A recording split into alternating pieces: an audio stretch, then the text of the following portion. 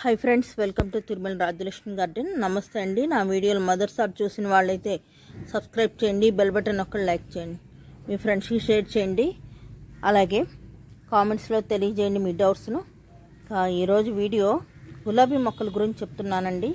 మనం నెలకు ఒకసారి గులాబీ మొక్కలకి ఈ మన ఇంట్లో ఉండే పౌడర్ ఇది చాలా తేలిగ్గా దొరికే పౌడర్ ఇది ఇస్తే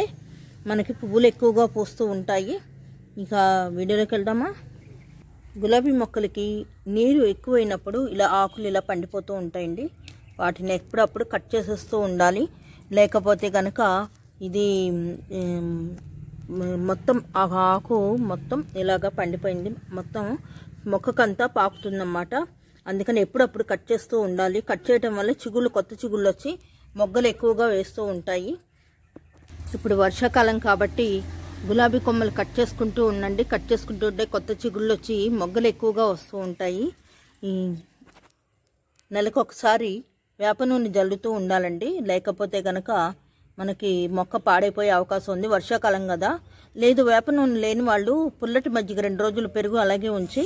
బాగా పలుచగా చేసి అది సాయంత్రం పూట్ల పిచికారీ చేయాలండి మొక్క మొత్తం అలా చేయటం వల్ల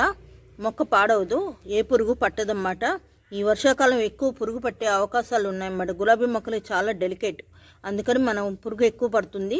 నెలకు ఒకసారి కానీ 20 రోజులకు ఒకసారి కానీ మనం పుల్లటి మజ్జిగ స్ప్రే చేస్తూ ఉండొచ్చు వేప నూనె అయినా స్ప్రే చేయొచ్చు ఇంకా అసలు విషయానికి వద్దాం ఇదిగోండి ఇది మన ఇంట్లో ఉండే ఆవపిండి అండి ఆవాలు కొంచెం మిక్సీ పట్టేసి ఆ పౌడరు కొంచెం 1 స్పూన్ మొక్క మొదట్లో ఇలా చుట్టూతో పక్కనన్నమాట ఇలా వేసి కప్పేయాలి అంటే కొంచెం మట్టి తీయాలండి పక్కకు తీసి అప్పుడు మనం ఆవపిండి ఇలా జల్లేసి కప్పేయాలన్నమాట లేదు 2 రోజులు ఆవపిండి నీళ్ళలో వేసి అదైనా సరే మొక్కకి ఇవ్వచ్చు చాలా పోషకాలు ఉన్నాయండి ఆవపిండిలో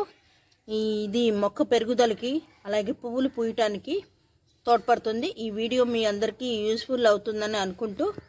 ఈ మొదటిసారి చూసిన వాళ్ళైతే సబ్స్క్రైబ్ చేయండి బెల్ బటన్ ఒక లైక్ చేయండి థ్యాంక్ యూ